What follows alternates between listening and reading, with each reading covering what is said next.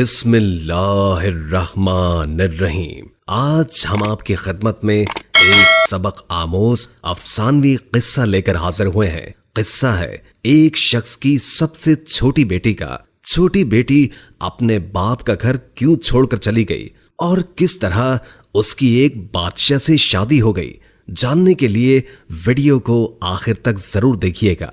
ایک دفعہ کا ذکر ہے کہ ایک سوداگر تھا جس کی 3 بیٹیاں تھیں۔ اس کی تینوں بیٹیاں بے حد خوبصورت تھیں، لیکن چھوٹی والی سب سے پیاری تھی۔ اس سوداگر کو اپنی تینوں بیٹیوں سے بے انتہا پیار تھا۔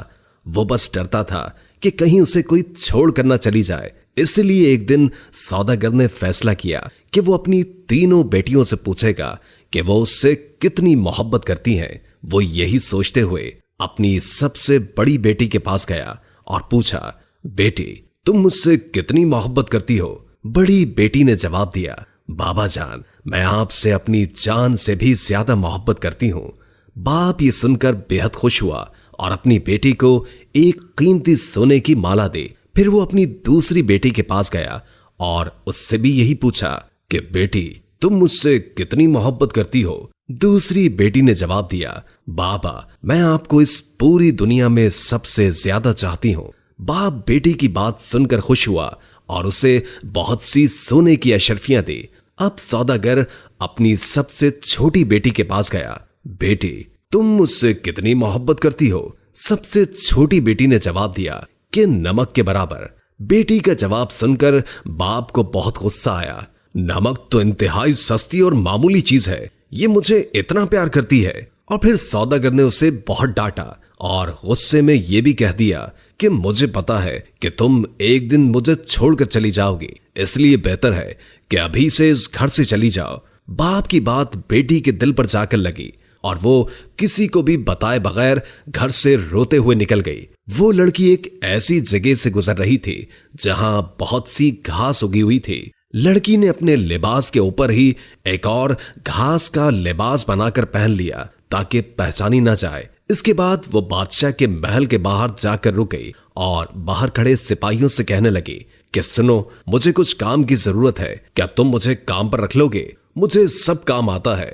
نہیں بی بی، ہم ایسے کسی کو کام پر نہیں رکھ لیتے، جاؤ یہاں سے۔ لڑکی اداس ہوئی لیکن پھر سے اصرار کرنے لگی، دیکھو مجھے کام کی بہت ضرورت ہے، میرے لائق کوئی تو کام ہوگا محل میں۔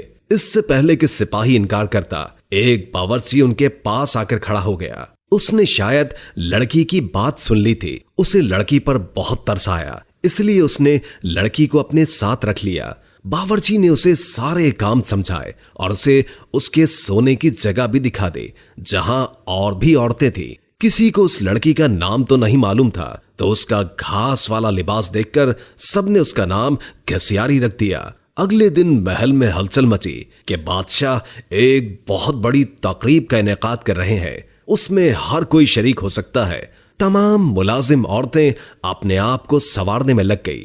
جب تقریب کا دن آیا تو گھسیاری نے جانے سے انکار کر دیا اور کہا کہ اس کی طبیعت ٹھیک نہیں ہے، اور پھر سب اسے آرام کا کہہ کر چلے گئے۔ کچھ ہی دیر کے بعد گھسیاری اٹھی، اپنا گھاس والا لباس اتارا اور ایک خوبصورت سی پوشاک پہن لی جو وہ اپنے ساتھ لائی تھی، اور پھر اس تقریب میں چلی گئی۔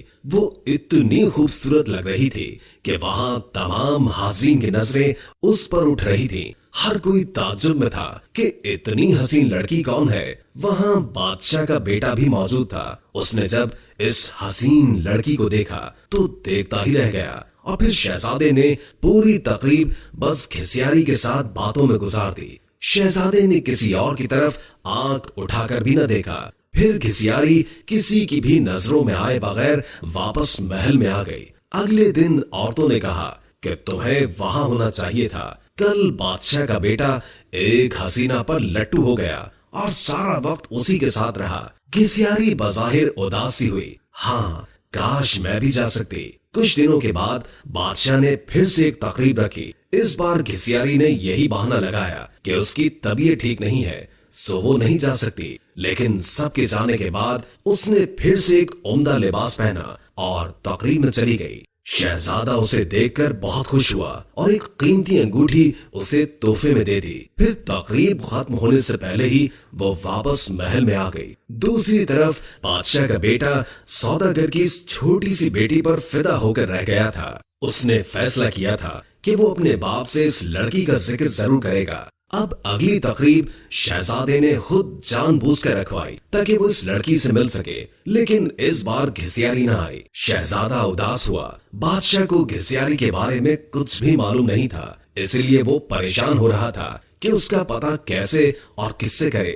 एक दिन शहजादे ने महल के मुलाजमों से सागुदाना बनाने की फरमाइश की। घिसियारी को जब ये पता चला तो उसने खुद सागुदाना बनाने की ख्वाहिश का इजहार किया। उसे इजाजत दे दी गई। घिसियारी ने सागुदाना बनाने के बाद वही कीमती अंगूठी जो शहजादे ने उसे दी थी सागुदाने में डाल दी। अब शहजादा मेज पर बैठा सागुदाना खा रहा था। जब खाना खा चुका तो देखा कि प्याले में अंगूठी पड़ी है। वो अंगूठी पहचान गया और जल्दी से अपने मुलाजमीन को बुलवाया। मुलाजमीन ने बताया कि ये सागुदाना घिसियारी नामी मुलाजमा ने बनाया है। फिर घिसियारी को बुलवाया गया। शहजादा घिसियारी को पहचान न सका, लेकिन जब घिसियारी ने बोलना शुरू किया तो शहजादे को उसकी आवाज सुनकर यकीन हो गया कि ये वही लड़की है जो उसे तकरीब में मिली थी और जिस पर वो दिल हार बैठा है। फिर घिसियारी ने अपना सारा किस्सा शहजादे को बताया कि वो इस महल में किस तरह पहुंच गई।